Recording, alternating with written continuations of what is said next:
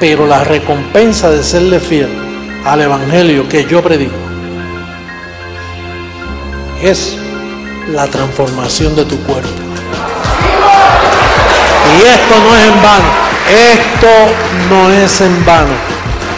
La recompensa va a ser esa. Y pronto recibimos esa transformación. ¡Pronto!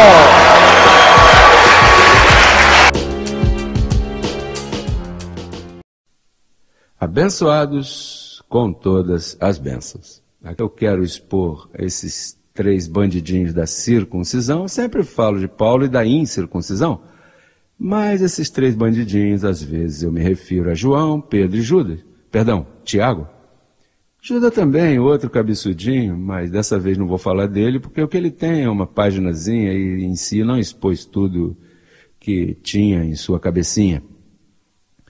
Mas essa gente da circuncisão fez muito, muito dano. Às vezes, quando eu falo da circuncisão, imagina, um homem como João, que escreve Apocalipse, eu tenho que interpretar isso. Você não está vendo que ele é um instrumento que Papai Deus usou para colocar o véu às nações, para confundi-los por não haverem crido a sua palavra? Porque ele diz, por não haverem se crido, na verdade, ele os envia espírito de confusão. E como João não quis crer na verdade de Paulo, foi o pior inimigo de Paulo, então, ao não crer em Paulo, Deus lhe envia um espírito de confusão. Você sabe que papai tem tudo friamente calculado, e esse espírito de confusão foi enviado porque o roteiro do filme está assim, para velar as nações, e os velou. E um irmão essa semana me escreveu e me disse, apóstolo, diz que os 144 mil, bem intencionado, ele não me criticou, ele estava buscando informações, ou dando informações, ou que ele desse informações. Os 144 mil são judeus? Veja bem, não diz que são judeus. Judeu é uma religião. O que diz são verdadeiros israelitas. Então deixa eu ler isso aqui.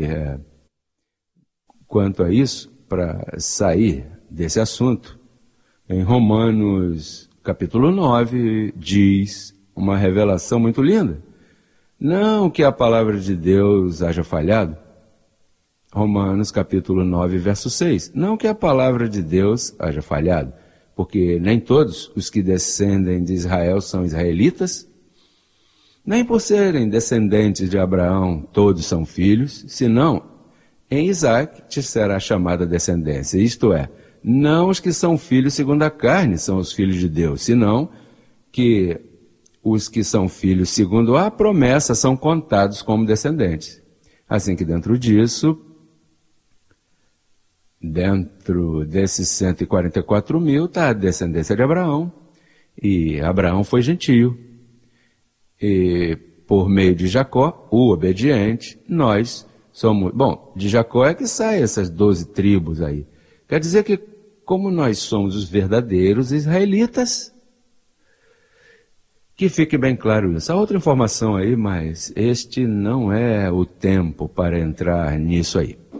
O tema de hoje é as portas do Hades, as portas da morte, as portas do inferno, a morada dos mortos, Hades. Vamos ler Mateus capítulo 16, verso 18. Semana passada, penso que estava falando disso, mas só uma parte. Veja como o verso diz. E eu também te digo que tu és Pedro. E sobre esta rocha, ou seja, a confissão que Pedro fez anteriormente, sobre esta rocha edificarei minha igreja. E aqui está o tema. E as portas do Hades não prevalecerão contra ela. As portas do inferno não prevalecerão contra a igreja. As portas da morte não prevalecerão contra a igreja. No entanto, o que Pedro fez a quem se estava falando isso? E a João, que estava ali bem próximo? E Tiago, que fizeram eles? Bom, até o dia de hoje, a igreja está sofrendo pelas portas do inferno, porque esses pregadores pregam mais acerca do inferno do que da igreja, da graça. Eles dão o poder ao diabo que ele não tem, eles dão um poder ao diabo que foi destruído faz 2000 anos. Então, eles fizeram tudo o oposto. Cristo disse assim, olha, sobre esta rocha eu vou edificar minha igreja, e as portas do inferno, da morte, do Hades, do sepulcro, não prevalecerão contra a igreja. Você sabe quando isso se cumpriu? Com minha vinda. Com razão ele disse isso lá. Aquele que estava lá é o mesmo que está aqui hoje em mim. E como era ele quem edificaria a igreja, esperou que ele viesse pela segunda vez para edificar a igreja e dar validade a isso, porque se dependêssemos dos apóstolos, o que eles deram foi poder ao inferno, poder ao pecado, poder à morte. Bem, veja o que diz esse escrito de 1 a João, primeira carta de João, essa sim que João escreveu. Às vezes eu digo primeira carta de Paulo a Tessalonicenses, porque não é primeira de Tessalonicenses. Tessalonicenses é uma cidade e ela não escreveu, quem escreveu foi Paulo. Agora esta aqui sim, é de João. Primeira de João. Veja como diz, capítulo 5, verso 16, diz, se alguém vir seu irmão cometer pecado que não seja de morte, estamos falando já quase 90 anos ou 80 anos depois da morte, ou depois de Cristo, perdão, depois da data de Cristo. Estamos falando de muitos anos depois. Paulo já morreu e essa gente aí ficou aí escrevendo. Por isso é que Paulo disse, seja por carta nossa, como se fosse nossa. Tenham cuidado com os escritos que virão depois da minha morte, porque vão tratar de confundir a igreja. E você sabe que Pedro, Tiago e João escreveram depois da morte de Paulo. Então, foram eles que se ocuparam em dar poder ao inferno, dar poder ao diabo, dar poder ao pecado, à morte. Veja como diz aqui, se alguém vira seu irmão, não está falando de um ímpio, é seu irmão, cometer pecado que não seja de morte, pedirá e Deus lhe dará vida. Em outras palavras, perdeu a salvação e agora é devolvida. Diz, isto é para os que cometem pecado que não for de morte. Ou seja, ele cria que há um irmão que poderia cometer um pecado de morte.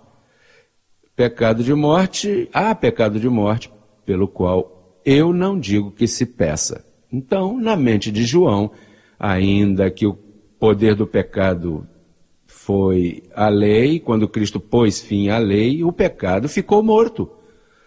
Mas na mente de João, não. Na mente de João, o pecado está vivo. E por outro lado, está Tiago. Veja como diz Tiago, todos estão cortadinhos pelo mesmo corte. Eles têm o diabo entre olho e nariz. Capítulo 5 de Tiago, verso 20 diz, saiba que aquele que fizer o pecador voltar do seu caminho, ou seja, um irmão se descarrilhou, se desviou, como eles dizem, como dizem os apóstatas, perdeu a salvação, se desviou. Então, diz aí, aquele que saiba que fizer tornar ao pecador do erro do seu caminho, salvará de morte. Salvará de morte o quê? Uma alma? O que é a morte? Que morte? Se o império da morte foi destruído, o império da morte, Paulo destruiu. Não é isso que diz em Hebreus capítulo 2, verso 14? Vamos ler, para você ver como é que o apóstolo fala claro. Essa gente aí estava com atraso tremendo. Paulo escreveu, mas como eles não se davam bem com ele, não acreditavam em suas epístolas. De fato, eu não quis falar de Judas. E Judas disse, alguns encobertamente encobriram a graça de Deus em libertinagem. Isso aí era Judas falando contra Paulo. Os apóstolos. Veja como diz o verso 14 do capítulo 2 aos Hebreus, diz, assim que, porquanto os filhos participaram de carne e sangue, ele também participou do mesmo, para destruir por meio da morte aquele que tinha o império da morte, isto é, o diabo. Então, destruiu ao império de quê? Da morte. E que foi que Jesus de Nazaré advertiu? Que as portas da morte, do Hades, não prevalecerão contra a igreja. Aqui eles fazem caso omisso ao que Paulo disse, então apresentam o pecado com uma autoridade tremenda. Veja como diz, segunda carta a Pedro, vamos até Pedro agora. Segunda carta de Pedro, capítulo 3, verso 9, diz assim: o Senhor não retarda sua promessa, segundo alguns a têm por tardia, senão que é paciente para conosco, não querendo que ninguém pereça, senão que todos procedam ao arrependimento. Na boca de Pedro, o que há é arrependimento. E o que há de trás do arrependimento? Pecado. E como é que falava o nosso abençoado irmão Paulo? Reconciliai-vos. O poder da reconciliação. Paulo nos convidava a reconciliar-nos. Dá licença.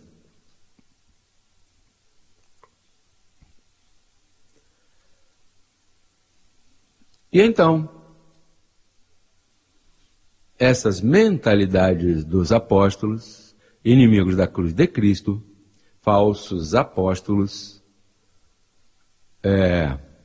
apóstatas que contribuíram para a apostasia mundial, onde está a igreja protestante de hoje, onde estão os católicos e onde estão todos os grupos cristãos, ou chamados cristãos. Todos apostataram, porque esses mesmos apóstolos tiveram por imundo o sangue do pacto. Debocharam do propósito de Cristo ter morrido na cruz do Calvário. Com isso é que nós estamos lutando. Esse é o diabo que nos resta. Os ensinos desses apóstolos é o único satanismo que resta. O satanismo da Igreja Católica. O satanismo dos protestantes, de todos os protestantes que se passam falando aí do diabo. Por aí é um que defende o diabo, gasta dinheiro na televisão para defender o diabo. Ao bom chamam de mal e ao mal chamam de bom. Bom, então, esses apóstolos se encarregaram de dar poder ao Hades, em vez de dar poder à igreja. Por outro lado, vocês lembram que Jesus Cristo disse a César o que é de César e a Deus o que é de Deus. Mas não sei se foi Constantino ou um desses reis, não importa, nenhum deles. Violaram o pacto, Cristo disse a César o que é de César e a Deus o que é de Deus. E o que eles fizeram? Uniram a igreja com o Estado. Veja quantos milhões de dólares a Espanha dá à Igreja Católica para sustentar todos esses colégios católicos para que violem os seus próprios filhos. Quanto dinheiro não lhe dava a Costa Rica? Lhe dava, porque eu não sei se seguem dando. Em Colômbia já pararam. Tiraram o dinheiro dos católicos, penso eu, né? Eu escutei dizer isso. Porque, como a grande rameira adulterou com os reis da terra, esse adultério está em que dos impostos que você paga, então eles mantêm essa falsidade. Por isso é que pedem esmolas, por isso é que passam aquela sacolinha, e não importa se você joga uma moedinha, 2 ou 3 centavos, por quê? Depois de tudo o governo lhes dá o dinheiro para eles seguirem abusando, para seguirem pregando a mentira, a blasfêmia, o mistério da iniquidade, que é o papado romano, isso é um mistério de iniquidade pura. Lhe dão poder ao pecado, dão poder ao diabo. Olha que as almas do purgatório. De que mente sacaram uma coisa assim? As almas do purgatório, a missa. De onde sai todo esse ensino? O terço. Que se a Virgem Maria, que Virgem Maria, se ela teve mais filhos? Ela deixou de ser virgem. Ela foi virgem até ter Jesus, depois teve mais mais filhos. As blasfêmias da Igreja Católica, que bom que estão se destruindo todas. Todos esses colégios católicos continuem fechando, eu declaro, nessa contagem regressiva que logo veremos tremer a terra mais. Irene me chamou, me ligou e disse que Guatemala essa manhã teve 2 terremotos. Um às 5 da manhã e outro 5,3 e outro não sei quanto foi. E continuará tremendo. Lá caiu uma mesquita em cima e morreram não sei quantos. Isso você só leu o jornal local e se você não gosta das notícias não está inteirado. Se você vê notícia, procura um noticiário desse aí, olha, você vai se inteirar. Olha o que disse JH aqui, olha ali, olha lá. A terra está tremendo, a criação geme. Mas você e eu somos os escolhidos, as primícias, para ver o espetáculo mundial que tem sido esperado por quase 7.000 anos, esperando esse espetáculo. Agora é que vem Papai Deus atuar nesse grande dia. Deixa eu ver como é que diz aqui Romanos 9,8. Que belo está esse verso. Não, 9,28. Romanos 9,28. Porque o Senhor executará sua sentença sobre a terra, em justiça e com prontidão. Executará. O Senhor executará seu juízo sobre as nações. Deixa que sigam debochando. Bom, o comunicado de imprensa nosso saiu para todas as nações, com foto e tudo. A contagem regressiva vai ser escutada por toda parte do mundo. Emílio me escreveu um correinho que este senhor, que tem um programa lá em Guatemala, que é bastante justo conosco, em certo aspecto, porque ele sempre tem sido justo nos comentários, e convidou Emílio para o próximo dia 3 de março, para entrevistá-lo. Creio que é 6h30, hora de Guatemala. Isso sairá pela internet também, você poderá ver. Assim que é a primeira entrevista que sai a nível oficial a um dos bispos colaboradores em Guatemala. Assim que estejam atentos nisso. E por aí vem muita gente, olha, prepare-se bem, informe-se bem, para que quando seja entrevistado você possa responder com certeza. Porque se eu sou Jesus Cristo homem, eu não posso ficar dizendo toda a vida, sou Jesus Cristo homem. E a festa, está onde? E a festa? Tem que vir a festa. Tem que vir a execução, a aparição, o fruto da aparição. É o quê? A transformação. Se Jesus Cristo chegou, como ladrão na noite, e já o ladrão fez seu trabalho, já tem seus escolhidos por toda parte, os eleitos para esse evento, então, qual é o fruto dessa vinda? Tem que chegar um dia. Eu não posso ficar dizendo Jesus Cristo homem por 100 anos mais. Imagina? Não, chega um momento, e é agora que vem. E vamos desfrutar aqui no céu, o arrebatamento nos céus, aqui no ar. Não é um elevado lá para onde não se pode ver, não, é aqui.